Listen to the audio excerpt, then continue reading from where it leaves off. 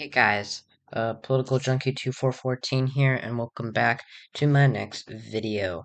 Um, Today I'm going to be doing another election prediction. This time my first full-in, deep analysis and predictions for the 2022 U.S. Senate elections. So I made a previous prediction. It was essentially a short, about 3 weeks ago to be exact. And I just put it as a short to, get it out there because I've been working on it for so long.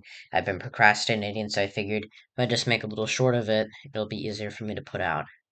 But we're gonna be doing a full-in analysis this time. We're gonna be going over all of the 34 states, I believe. And we're not going to be going too much into each of them, but of course there have been a lot of primaries since my last prediction, so I will talk about them in those competitive races. Um, yeah, that is really it. Let's get into it. So we're going to start off by filling in the safe Democratic and Republican states.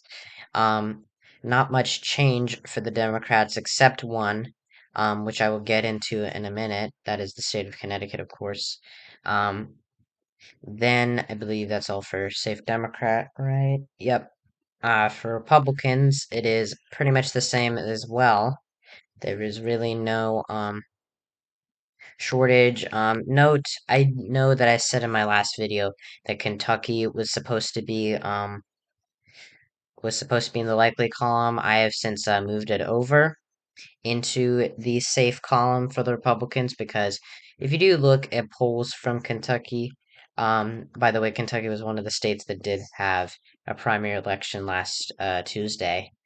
Um, as you can see in this poll, Rand Paul is defeating Charles Booker, who's the Democrat. So Rand Paul is, of course, the incumbent Republican.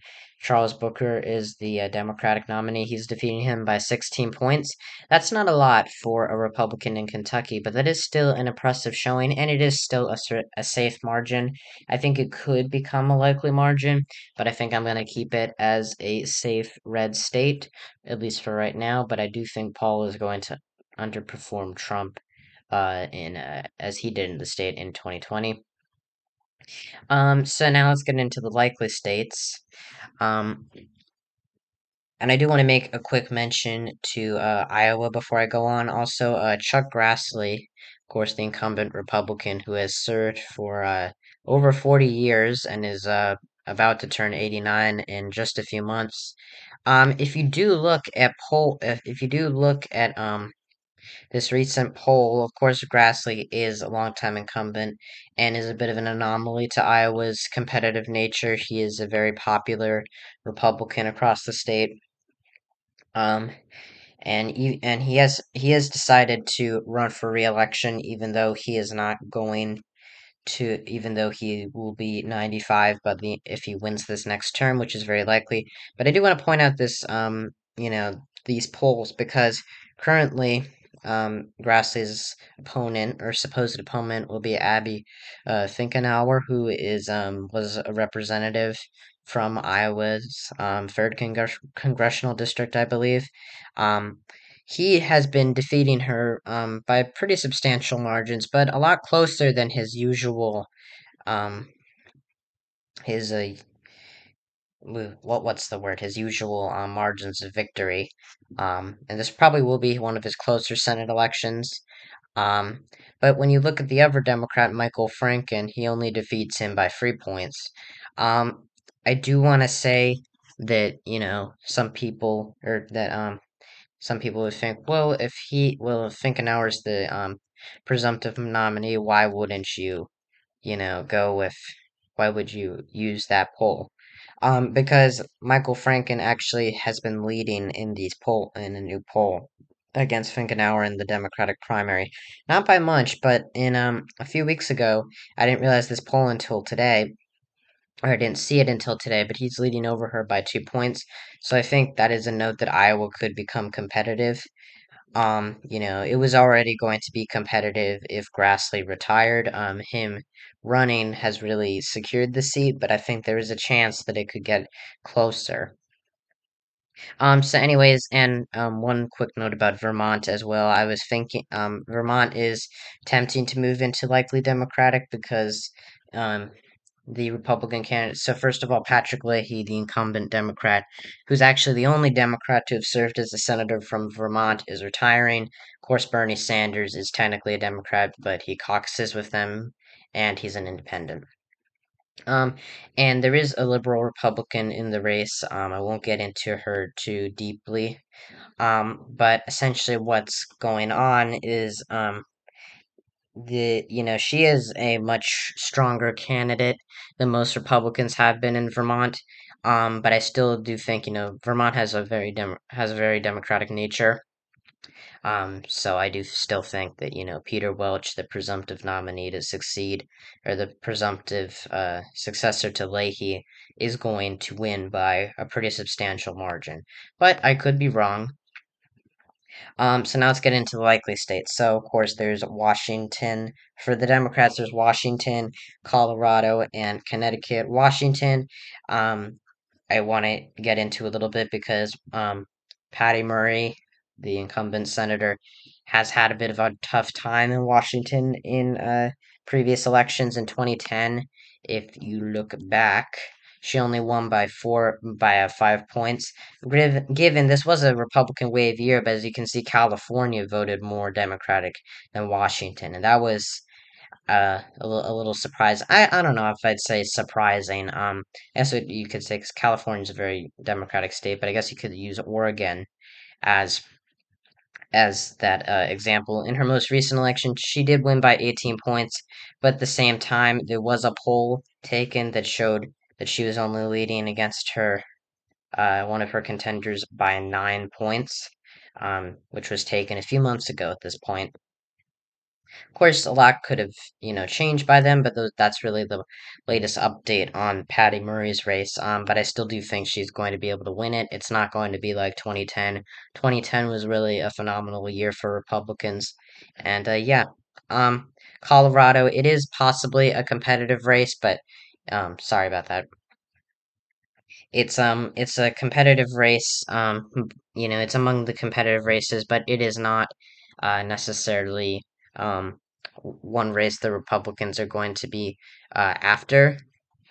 Michael Bennet is a pretty strong incumbent, and Democrats have been very successful in Colorado in recent years. Joe Biden won the state by 13 points in 2020.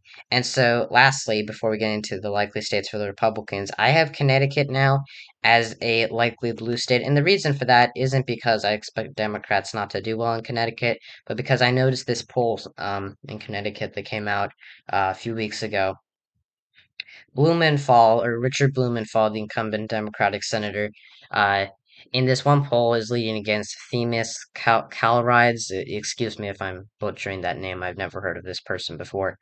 Um, he is only leading over her or him. I'm not exactly sure who it is. I haven't looked into it, but he's only leading against his opponent by 10 points, and that's typical for Democrats in Connecticut. But given that this is being held in the same year as a governor's race, and Connecticut's governors do tend to be more competitive, or the governor races do tend to be more competitive. Um, I think that's something that we should watch out for. Connecticut is a state that I've been, kind of anticipating possibly moving into the likely column for Democrats. But I haven't been sure, and there really hasn't been any evidence up until this point. Okay, so without any rambling, let's get into the likely states for the Republicans. First off, I'm going to characterize Ohio, and North Carolina. These two states have held their primaries. For Ohio, J.D. Vance won the Republican primary, and Tim Ryan won the Democratic primary. I think J.D. Vance, having the endorsement of Trump and being, a bit of a safer option for Republicans than Josh Mandel, who was essentially this extremist Trump candidate who wasn't even able to get his endorsement. um, JD Vance has really, he's really been able to overcome odds. I did not at all think he was going to win the Republican primary until, until days before he did. For North Carolina, Ted Budd won the contentious Republican primary, contentious in quotation marks. Um, of course, he was also backed by Donald Trump, and he was facing off against former Governor Pat McCrory of the state. Um, but McCrory was so unpopular because he lost his reelection in 2016, which was the same year that Donald Trump won the state by let's go here, by 4 points. He lost to Roy Cooper. Um, so that did make him a little bit of a worse candidate. And of course, there were polls showing him up against the Democratic nominee Sherry Beasley, um, and he was not doing well. He was actually losing to Sherry Beasley in North Carolina. And I think North Carolina, of course, is going to be a competitive state, but I really do think when you see polls with Ted Budd winning by 7 points against Sherry Beasley, I don't really think that that's a sign the Democrats should put that much energy into this race. I think that they should really just focus on being on defense because they don't have a lot of pickup opportunities. They do have some. They have some. They have a couple. North Carolina is one of them, and so is Ohio. But both of them have really just had, so much. They've had so much sway over the past few months with their primaries, and I think that the GOP is doing a lot better than them. The next likely state is Missouri. Roy Blunt, the incumbent Republican, is retiring. He is very unpopular in the race or in the state. At least he was at the time of his reelection in 2016 when he only won by 3 points against his Democratic opponent. That is a lot closer than Trump won the state by in 2016, which is, I believe, 19 points, about 18.6%. Uh, so that was a bit surprising that Jason Kander, the Democratic nominee, was able to get that close to winning the election. But Blunt is retiring, and there is a competitive primary to replace him, which has been mostly between Eric Greedens, the former governor of the state, and let's look who else. I forget their names. Vicky Harlitzer and Eric Schmidt.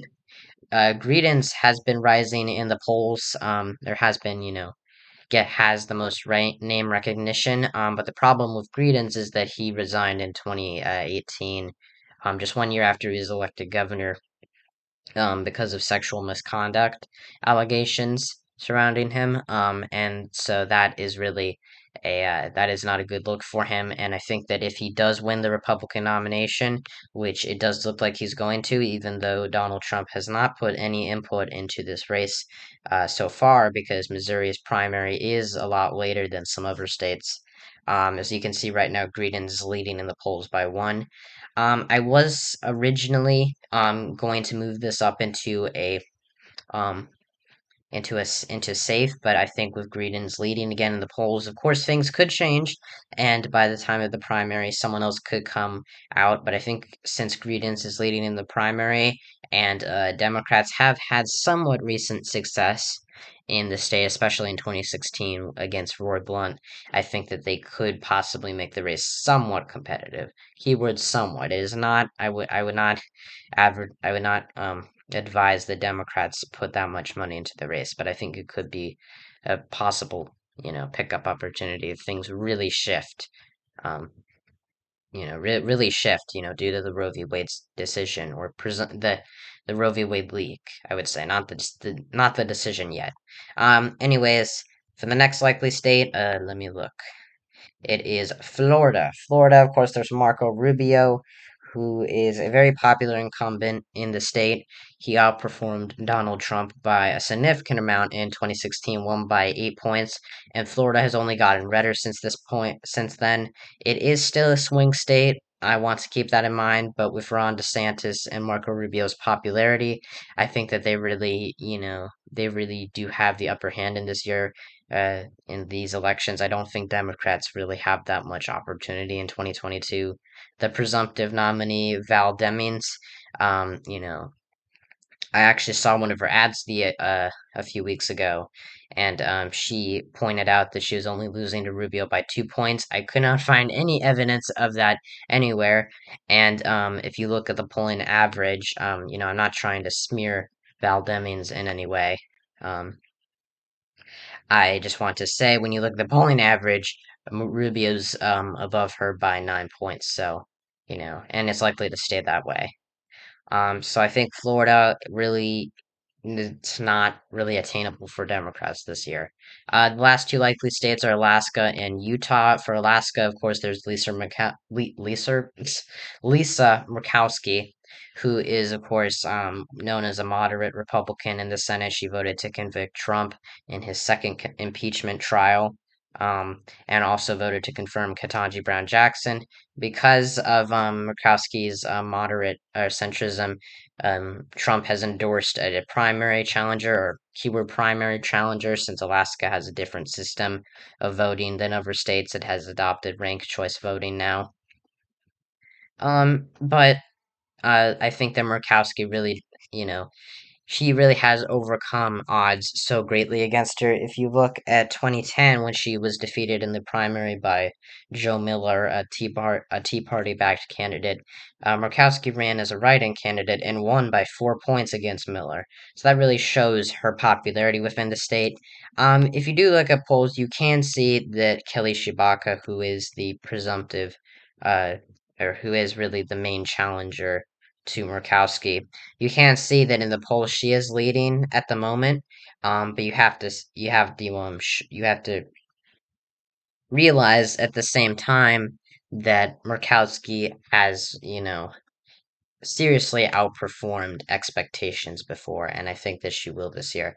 Utah, you might be wondering why in the world do I have Utah in the likely Republican column and not the safe Republican column?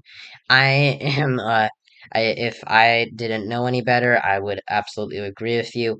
But Evan McMullin, who is of course an independent candidate for the U.S. Senate in Utah, who also ran for president in 2016. He is not a Democrat, but he's a conservative independent, somewhat conservative. Of course, he is not a Trump backed candidate by any means, but he's going up against Mike Lee, who is, of course, kind of rose into national prominence over January 6th. Um, and Democrats actually voted last month not to put forth a candidate and endorse Evan McMullin. So that McMullin, if you look at some of the polls, of course there hasn't been any poll of McMullin and Lee head on, but if you look at these polls, if you combine the Democratic and independent vote share, you can see that they almost match up to Lee's. And since McMullin is, of course, going to overwhelmingly get the Democratic vote and somewhat of the Republican vote at the same time, that's a real testament to McMullin. I don't really think that he can overcome Lee just because of Utah's conservative nature. But Utah is a bit of a, unique state among red states in the fact that it is more traditionally conservative. Of course, it has a very large Mormon population, and Mitt Romney, of course, being the other senator from the state who has also pushed back against Trump. You know, he uh he has really, inspired, I guess, a lot of conservatives to speak out against Trump in Utah. Of course, not Mike Lee. Of course, Mike Lee is an exception. But I think that Utah could really, be somewhat of a surprise in 2022. So now let's get into the real competitive races. I've been rambling for a while, so let's get into them. So now we have really all of the major competitive races. Let's start out with the lean Democratic states. For Democrats, they have New Hampshire first of all. New Hampshire is interesting because Chris Sununu, the Republican governor of the state, decided not to enter into the race as it looked like he was going to. Chris Sununu is a Republican and he won by an extremely large margin in 2020. He is a very popular governor. Not necessarily a Trump Republican, but not necessarily a conservative a liberal Republican either. He is a moderate, and he is very popular Um, and so it was expected for him to go up against Maggie Hassan, the incumbent Democratic senator. And if you look at past polls, you can see that against Chris Sununu, Hassan, I always say Hassan, but it's actually Hassan. Um, she lost to him in almost every single one of these polls, sometimes by pretty large margins. So with Sununu out of the race, that has really helped her, build up her campaign. And she has been doing a little bit worse recently. She did win this poll against Don Boldo. I believe that's how you say his name. He is the presumptive Republican nominee. He only won this most recent poll against her by 1 point, but the average is 4 point lead for Hassan. There is this one poll against Chuck Morse, who is not expected to win the nomination, showing Morse actually defeating Hassan in this one poll, but at the same time, if you look at the Republican Party polls, you can see that Don Boldo is ahead of Morse by a lot. So that is not really a very good argument. I think New Hampshire, I was not necessarily thinking very clearly. I don't know if I'd say not thinking clearly, but not really evaluating the situation as well as I should have when I put it in a tilt Democratic characterization in my last predictions. The other lean state that I have for Democrats is Pennsylvania. Pennsylvania, I made a lean state about a week ago. I'm sorry. But I made Pennsylvania a state because the primaries were held last Tuesday, and Democrats almost immediately won both of them. Of course, Josh Shapiro is the nominee for governor in the state for the Democrats, and Lieutenant Governor John Fetterman is the Senate nominee for Democrats in the state. And they won pretty easily, and and the Republican primary for governor went pretty easily. Doug Mastriano won. And he is a controversial candidate for 2022, but I will get into that in another video. The main focus right now for Pennsylvania is the Republican primary, which even though it was held days ago, it is still too close to call between Dr. Oz and David McCormick. Kathy Barnett, who was the reason originally why I put um, move the Pennsylvania to lean Democrat. She has fallen behind. She is clearly not going to win. It is a battle between Oz and McCormick, and the results are too close to call. As of right now, as you can see, Oz is leading against McCormick by about 70, by 100,000 or sorry, by 1,070 votes.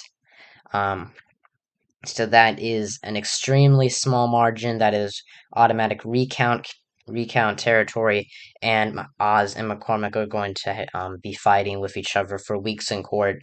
There probably be this. This might be the Florida of the 2022 primary season.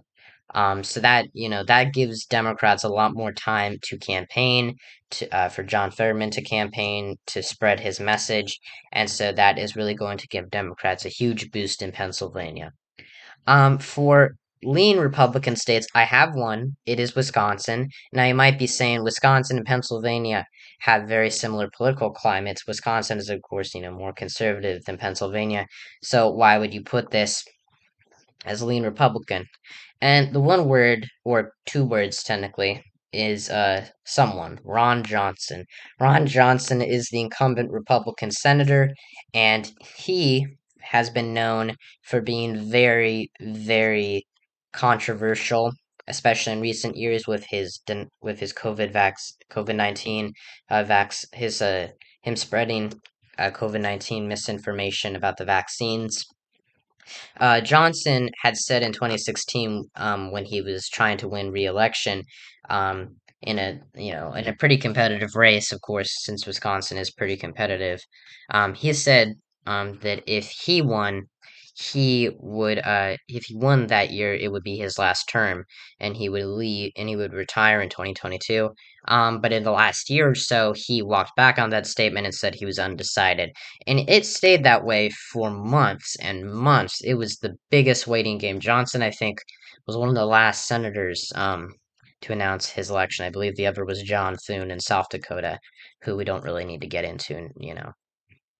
But Johnson is, even though he is controversial, he is a strong candidate. Look at his previous margins in 2016 and 2010. He ousted Russ Feingold, the incumbent Democrat that year, by 5 points, and he defeated Feingold again in 2016 by 3 points, and he won by a larger margin than Trump did, interestingly enough. So I do think Johnson is going to be able to hold on. I think that Wisconsin definitely is, or Johnson is probably the most vulnerable Republican senator who is running this year and is, of course, up for reelection. This is probably this is probably the seat the Democrats are going to be able to take from Republicans the most when it comes to ones with Republican incumbents. Of course, incumbents running, of course, because Pat Toomey in Pennsylvania is retiring. But I just don't think Democrats are going to be able to do that. I think that, it's just going to be too hard for them, this political climate. And of course, there has been a little bit of infighting in Wisconsin in the Democratic primary recently. Of course, Wisconsin, that's not really being talked about a lot on the news, mainly because Wisconsin has a very late primary, and Mandela Barnes, who's, of course, the lieutenant governor of Wisconsin, the Democrat, he's the presumptive nominee, but in more recent polls, he's actually been, he's been winning the primary polls by much smaller margins, which does seem to hint that Democrats are having a hard time choosing a candidate. And I actually forgot. So these last three states, I know this is a long video. I apologize. I've kind of gotten on a rant, but there's so much to discuss in just every single one of these videos.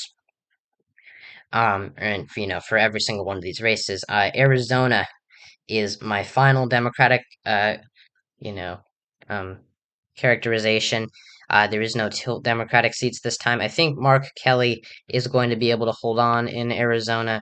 I think that he's a strong candidate. He won by 2.3% in 2020 in a year when Biden only won the state by 0.3%.